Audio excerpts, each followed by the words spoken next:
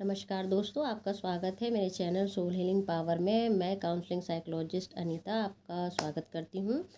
And आज हम mental health awareness के बारे में बात करेंगे। एंड मेंटल हेल्थ अवेयरनेस में हमारा टॉपिक होगा सुसाइड। आपने देखा होगा सुसाइड के केस बहुत आ रहे हैं और पहले इतनी सोशल अवेयरनेस नहीं थी, अब हो गई है, तो इस बारे में हमें पता चल जाता है। तो एक आपने सुना होगा स्माइलिंग डिप्रेशन। एक स्माइलिंग डिप्रेशन भी होता है जो सुसाइड के केस में आता है, जिसमें होता है कि पर्सन बाहर से बहुत खुश है, हैप्पी है, आपको थोड़ा सा क्लू भी नहीं लगेगा कि उसको डिप्रेशन है। एंड अंदर ही अंदर वो डिप्रेशन में होगा या किसी स्ट्रेस में है या लंबे समय से स्ट्रेस में चलता आ रहा है, बट वो बाहर से खुश है। और अब सुसाइड का मतलब क्या होता है? सुसाइड का मतलब यही होता है कि अपने आप को ख़त्म कर देना, अपनी लाइफ को ख़त्म कर देना, ये होता है सुसाइड। एंड इसके बारे में बात नहीं होती है, अवेयरनेस नहीं है, क्योंकि लोग इसके बारे में बात करना नहीं चाहते हैं। तो इसे रोकने के लिए थोड़ा सा अवेयरनेस की हमें ज़रूरत है। हमें पता होना चाहिए कि क्या हो सकता है। एक तो ये बहुत ही उसमें वो बना रहता है कि थोड़ा सा एक टैबू टाइप का बना रहता है, एक डर है कि हाँ भाई सुसाइड के बारे में बात नहीं करनी है। बात करना एक नॉर्मल है, बात करने में कुछ नहीं जाता है। आप इस टॉपिक के बारे में बात कर सकते हैं। बस आपको देखना है कि कुछ क्लू है कि सामने वाला पर्सन आपका जो लव वंस है कहीं डिप्रेशन या कोई ऐसे लंबे टाइम से चलते हुए स्ट्रेस या एंग्जाइटी में तो नहीं है कि वो ऐसा सुसाइड जैसा कदम उठाने वाला है। तो इसके लिए हमें बात करना बहुत ज़रूरी है। एक आइडेंटिफाई करना चाहिए हमें उसके वार्निंग साइंस, क्योंकि हमें वार्निंग साइंस पता होंगे तो हम सामने वाले की हेल्प कर सकते हैं। इनकरेज सीकिंग हेल्प मीन्स कि हमको इतना इनकरेज करना चाहिए सोसाइटी को या खुद को भी कि हम अपनी लव वंस की हेल्प कर सकते हैं, जो हमारे नियर एंड डियर हैं या जो है जिनकी हेल्प कर सकते हैं, जिसके बारे में हम जान रहे हैं। हम एक पर्सन सबकी हेल्प नहीं कर सकता है, जो आपके निजी हैं। जहाँ आपको लगता है कि हाँ ये पर्सन डिप्रेशन में है या इसके थॉट्स ऐसे हो रहे हैं या बहुत स्ट्रेस में है, कि जहाँ आपको लगता है कि इसके कुछ एक्शंस हैं जो ऐसा बता रहे हैं कि ये सुसाइड कर सकता है, तो हम उस केस में उस पर्सन की हेल्प कर सकते हैं। और जब हम हेल्प कर सकते हैं तो हमें हेल्प करनी चाहिए। और इसके लिए हमें पता भी होना चाहिए कि वो पर्सन डिप्रेशन में है या नहीं है, या वो किस स्ट्रेस में है, या वो अपनी लाइफ में क्या कर रहा है। Promote mental well being. एक तो हमें देखना चाहिए कि हमें इम्पोर्टेंस देनी चाहिए अपनी मेंटल हेल्थ को। हम फिज़िकल हेल्थ को तो इम्पोर्टेंस देते हैं, फीवर है, जुकाम है, कफ है, कोल्ड है, इसके लिए हम डॉक्टर्स के पास जाते हैं और दवाई खाते हैं, ठीक हो जाते हैं। लेकिन हम अपनी जो मेंटल हेल्थ है उसके बिल्कुल भी अवेयर है ही नहीं।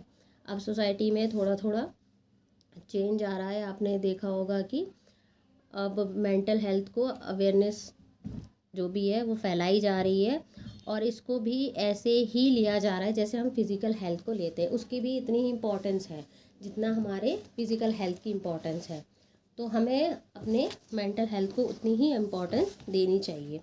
Prevent tragic loss. अब आप देखना चाहिए कि उसकी लाइफ में कोई ट्रेजिडी हुई हो या कोई ऐसा लॉस हुआ हो, उसने किसी अपने लव वन को खोया हो, या आपको कुछ फाइनेंशियली लॉस हुआ हो जिससे वो डिप्रेशन में जा रहा हो, बिल्कुल अपनी लाइफ से होप खो रहा हो। Support at risk individually. आपको इंडिविजुअल लेवल पे भी हर किसी की हेल्प करनी चाहिए, क्योंकि हमें दूर से तो लगता है कि सब कुछ ठीक है, सब हैप्पी है, लेकिन अंदर अंदर पता नहीं चलता। बताया ना अभी मैंने कि स्माइलिंग डिप्रेशन, उसमें पता नहीं चलता।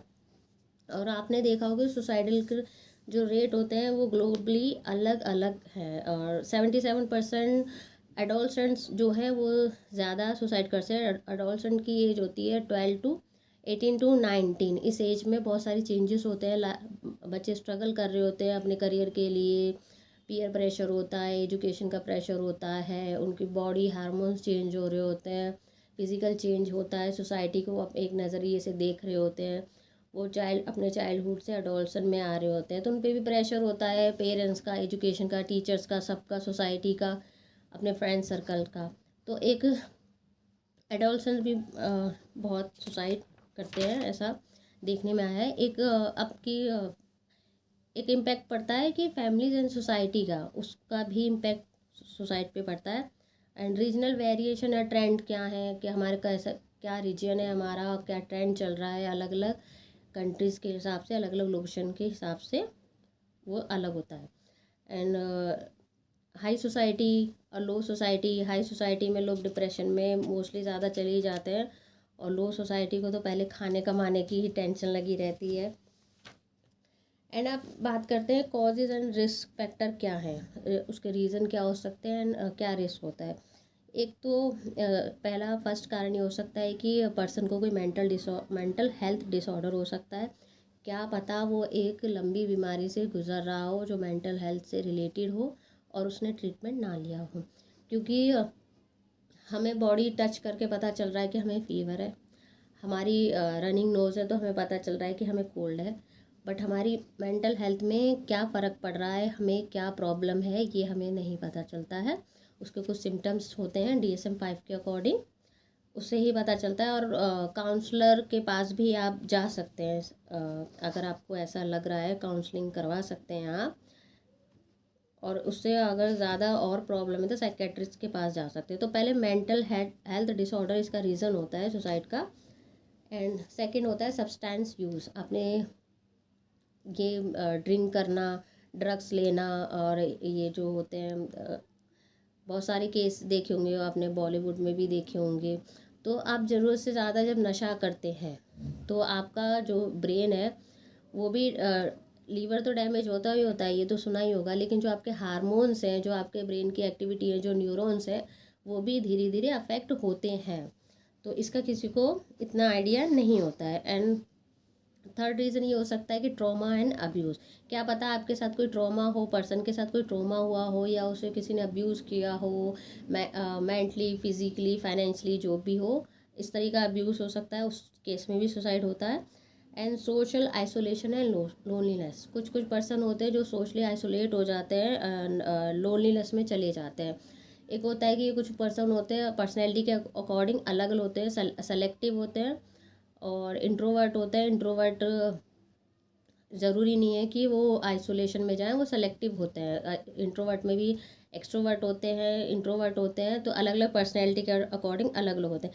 लेकिन जब पर्सन सोशली आइसोलेशन में चले जाएं एंड लोनलीनेस में चले जाएं, वो अपने डियर नियर एंड एक्चुअली वो अपने फैमिली मेम्बर से भी कटने लगता है, तब वो आइसोलेशन में जा सकता है। एक केस वो भी हो सकता है कि वो सुसाइड अटैम्प्ट कर सकता है, या ऐसे विचार आ सकते हैं, अगर एक बार मन में ऐसे विचार आ रहे होते हैं तब। एंड फाइनेंशियली या पर्सनल जो भी क्राइसिस होते हैं, वो फाइनेंशियली सबको ही नॉर्मल आती हैं फाइनेंशियली क्राइसिस, उससे होप को खोना नहीं है। एंड पर्सनल क्राइसिस, पर्सनल में कुछ भी रीजंस हो सकते हैं, किसी तरह का किसी लव वंस को खोया हो, हस्बैंड वाइफ के झगड़े होते हैं, इतने झगड़े हो जाते हैं, तो ऐसा होता है कि कपल्स में कोई एक सुसाइड कर लेता है। 2-3 केस अभी सुनने को भी मिले हैं।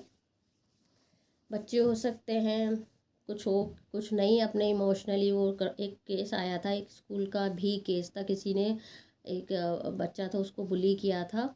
एंड स्कूल में कुछ ऐसा था, एक केस अभी दिल्ली का आया था, एक वो भी केस था, पर्सनल क्राइसिस।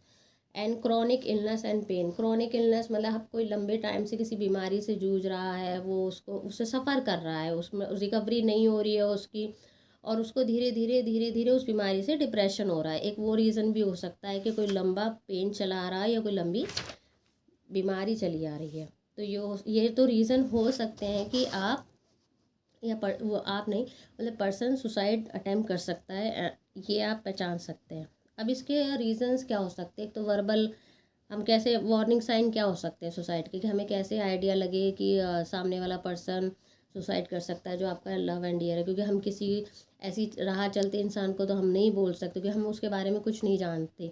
जो हमारे फैमिली मेम्बर्स होते हैं, फ्रेंड सर्कल में होते हैं, उनमें कुछ चेंज होता है, उनके बिहेव में कुछ चेंज होता है, हम उसके बारे में ही जान सकते हैं। एटलीस्ट हम मेंटल हेल्थ अवेयरनेस अगर फॉलो करते हैं तो उससे हम इतना पता लगा सकते हैं। तो पहला सिम्टम हो सकता है वर्बल कॉज, बातों बातों में लोग कह सकते हैं, अरे मतलब वो थोड़ा सा होपलेसनेस हो जाती है उन्हें, मतलब एक्सट्रीम निराशावादी तो हम भी हो जाते हैं, लेकिन वो एक्सट्रीम में चला जाएगा कि बिल्कुल बिल्कुल होप खो दी, उसको कुछ बिल्कुल होप रहेगी नहीं, कहते हैं ना कि आशा की एक किरण भी नहीं दिख रही है हाँ लाइफ में, ऐसा वो महसूस करेगा टेकिंग अबाउट डेथ। एंड मतलब मरने के बारे में वो सोचेगा। एक वर्बल हो गया, वो तो आपको पता चलेगा, अगर ऐसा कुछ कोई बात कर रहा है तो आपको उसे सीरियसली लेना चाहिए, उसको समझाना चाहिए। एंड बिहेवियरल चेंज, जब उसके मन में ऐसे ख्याल आएंगे अपने आप को हार्म करने के, सुसाइड करने के, तो एक उसमें बिहेवियरल चेंज होगा। विड्रॉल फ्रॉम एक्टिविटीज़, वो बहुत सारी एक्टिविटीज़ करता होगा या जो नॉर्मल लाइफ की एक्टिविटीज़ चल रही होंगी वो तो धीरे धीरे उनसे विड्रॉल कर रहा होगा, उनकी तरफ ना जाएगा नहीं वो। जैसे है कि हम बहुत थक जाते हैं, स्ट्रेस में हो जाते हैं, तो हम कुछ एक्टिविटी नहीं करते हैं, लेकिन हम फिर दोबारा उन एक्टिविटीज़ को करने लगते हैं। बट वो पर्सन क्या करेगा, धीरे धीरे उन एक्टिविटीज़ को विड्रॉल करेगा और दोबारा वो कर नहीं रहा होगा। और थोड़ा सेल्फ हार्म करने की कोशिश कर सकता है, किसी चीज़ से अपने आप का कुछ कट कर देना या कुछ एक्स्ट्रा, जैसे जो स्लीपिंग टैबलेट्स वगैरह लेते हैं, ऐसा हो सकता है। सडन मूड इम्प्रूवमेंट, कुछ का होता है कि बहुत मूड चेंज होता है। और बिज़ार चेंज वो होते हैं जिसमें एक अलग सा चेंज होता है, स्ट्रेंज चेंज होगा जो नॉर्मली नहीं होता है। बिज़ार चेंज होता है स्ट्रेंज चेंज। तो ये चेंजेस अगर आपको देखने को मिलते हैं, एक होता है गिविंग अवे पोजेशंस, मतलब जो चीज़ हमारी है ना हम उसको किसी को दे रहे हैं। जैसे लोगों को पता होता है जब मरने से पहले, जो उन्हें पता है बीमारी से, इलनेस, मरने वाले हैं, तो वो अपनी विल वगैरह बनाते हैं। वैसे ही इस केस में जब पर्सन महसूस करेगा कि उसे सुसाइडल थॉट्स आएंगे, तो वो क्या करेगा, पोजीशन देने लगा, ये चीज़ आप ले लो, ये मेरा आप रख लो, मैं इसका क्या करूँगा। और कभी कभी प्रॉपर्टी भी दे देते हैं लोग, मतलब उसके अंदर जीने की आशा खो रही होती है, वो अब जीना नहीं चाहता, ऐसे उसके अंदर विचार बन रहे होते हैं। तो एक ये सीन होगा। Changes in sleep and eating pattern, उसके ईटिंग मतलब खाने पीने की जो हैबिट्स हैं उसमें चेंज होगा। भूख नहीं लग रही होगी, मन नहीं करेगा खाने का, नींद नहीं आ रही होगी कि भाई दिन में सो रहा है रात में नहीं सो रहा है, मतलब उसका एक पैटर्न शेड्यूल नहीं चल रहा होगा, कभी सो रहा है कभी खा रहा है कभी पी रहा है, भूख नहीं लग रही है, इंटरेस्ट नहीं रहेगा लाइफ में। तो ये सारे सिम्टम्स हो सकते हैं जो आपके किसी लव वन में दिख सकते हैं, तो आप इनको प्लीज़ सीरियसली लें और उनसे बात करें। एक होता है अब हम ये देखते हैं कि अब हम किसी की हेल्प कैसे, हेल्पिंग समवन इन क्राइसिस। अब किसी ऐसे क्राइसिस में है, क्योंकि कुछ क्राइसिस होगा तो पर्सन होपलेस होगा तो वो सुसाइड के उसके अंदर थॉट्स आ सकते हैं, तो हम कैसे कर सकते हैं उनकी हेल्प। एंड व्हाट टू से एंड व्हाट टू नॉट से।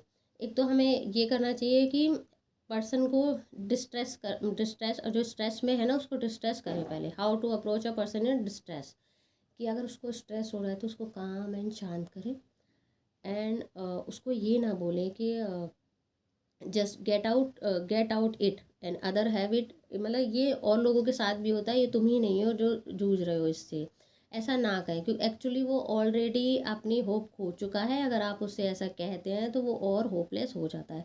आप उससे ये कह सकते, I am here with you, मैं आपके साथ हूँ, आपको क्या प्रॉब्लम हो रही है मुझे बताओ, आप अकेले नहीं हो इस दुनिया में, आप इस चीज़ से अकेले नहीं जूझ रहे हो, मैं आपके साथ हूँ, आपको जो भी दिक्कत होगी आप मुझसे शेयर करो। एटलीस्ट हम ये तो कर सकते हैं ना कि उसकी बात को सुन के उसको क्या परेशानी है अगर वो अपने मन से निकालेगा, क्या पता उसका सलूशन मिले। ज़रूरी नहीं है कि हमें भाई उसको फाइनेंशियल इशू हो रहा है कि उसने हमें बताया, ठीक है हमने फाइनेंस हेल्प कर दी, अरे एटलीस्ट उसके बारे में हम पता करके कहीं कोई और सोल्यूशन मिल जाए उस बात का, तो हमें इतना सुनना चाहिए। कभी ये नहीं कहना चाहिए कि तुम्हारी तरह तो यार और भी लोग हैं, वो भी इन चीज़ों से जूझ रहे हैं, तुम ही अकेले थोड़ी ना हो। ऐसे हम बोलेंगे, ऐसे क्या कर रहे हैं हम ऐसे उसको और स्ट्रेस में डाल रहे हैं। यार ये तो सबके साथ होता है, मैं इतना डाउन हूँ कि मैं इतना स्ट्रांग नहीं हूँ कि मैं इस चीज़ से नहीं निकल पा रहा, तो ऐसी फीलिंग आती है। तो ऐसा कभी किसी को नहीं कहना है कि ये सबके साथ होता है। जैसे कि I am with you and मैं आपके साथ हूँ, आप मुझे अपनी परेशानी बता सकते हैं। बहुत हो गया, इससे बाहर निकलो, ऐसे वर्ड्स को यूज़ नहीं करना चाहिए।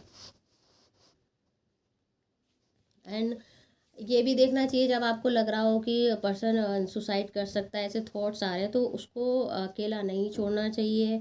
एंड उसके साथ में रहना चाहिए और उसे इनकरेज करना चाहिए, प्रोफेशनल हेल्प करनी चाहिए। अगर उसे कुछ ऐसा दिक्कत पर किसी को प्रोफेशनली दिक्कत आ रही है तो उसे प्रोफेशनली हेल्प कर सकते हैं। कभी कभी ऐसा होता है ना कि फाइनेंशियल इशू है, खाने कमाने को कुछ नहीं है, तो हम किसी जॉब लगवा सकते, किसी को जॉब की नीड है कहीं जॉब लगवा सकते हैं, तो ऐसे भी हम हेल्प कर सकते हैं। मतलब बहुत 100 तरह की परेशानी है तो हम 100 तरीके से हेल्प कर सकते हैं। लेकिन हम जब नहीं हेल्प करते हैं, तो हम जब पर्सन को अकेला छोड़ देते हैं तो उसके अंदर नेगेटिव विचार आते हैं और आते ही जाते हैं। क्यों? क्योंकि उनको सुनने वाला और उनके साथ कोई नहीं होता है।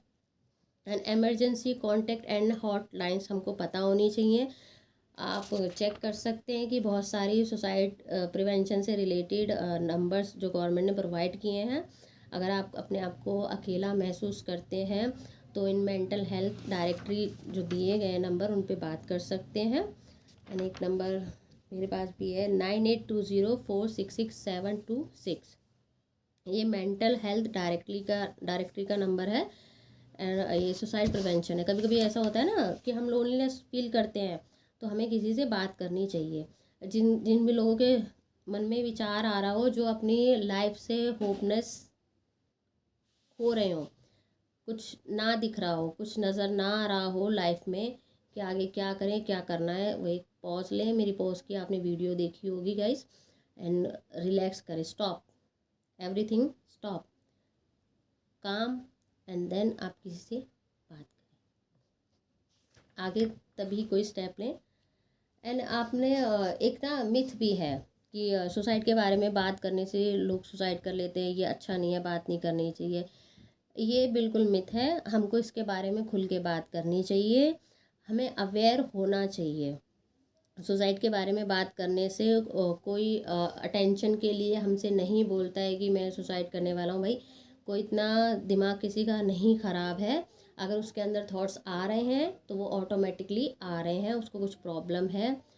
फिज़िकली प्रॉब्लम दिखती है, मेंटली नहीं दिखती है, इसलिए हम उसको डिनाई नहीं कर सकते। तो हमें इस चीज़ को बिल्कुल भी लाइटली नहीं लेना है। अगर आपसे कोई सुसाइड के बारे में बात करता है, प्लीज़ उसको सीरियसली लेना है। क्योंकि हम अगर मेंटली अवेयर होंगे इन चीज़ों के बारे में, तो हम ये जो केसेस होते हैं, ये सुसाइड के केसेस होते हैं, हम उनको रोक सकते हैं, कम कर सकते हैं। आपने अभी मेरे ख्याल से पिछले 6 दिनों में दिल्ली में 2 सुसाइड के केस आए थे।